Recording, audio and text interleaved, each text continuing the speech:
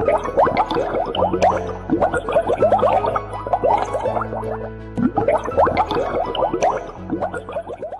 an act on doctor and patient. Put your hands together for them.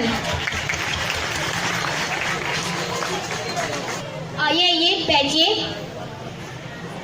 अब आपकी तबीयत कैसी है? डॉक्टर साहब पहले से बहुत खराब है। दवाई खा ली थी क्या? नहीं, दवाई तो भरी हुई थी। मेरे कहने का मतलब है दवाई ले ली थी क्या? आपने दी, मैंने ले ली। ओ खुदाया, दवाई खा ली थी क्या? दवाई तो भरी हुई थी। ओ खुदाया, मैं अपना सर कहाँ पे फोड़ूं? दवाई को पी लिया था क्या? पी लिया तो मुझे था। अरे दवाई पी ली थी क्या? दवाई तो लाल थी। अरे अब मैं क्या करूं तुम्हारा? मेरे कहने का मतलब है कि जो दवाई मैंने तुम्हें दी थी वो तुमने मुंह से लगा के अंदर डाल ली थी क्या? नहीं। क्यों नहीं? क्योंकि दवाई का ढक्कन बंद था। तो खोला क्यों नहीं? आपने ही कहा था शीशी का ढक्कन बंद रखना।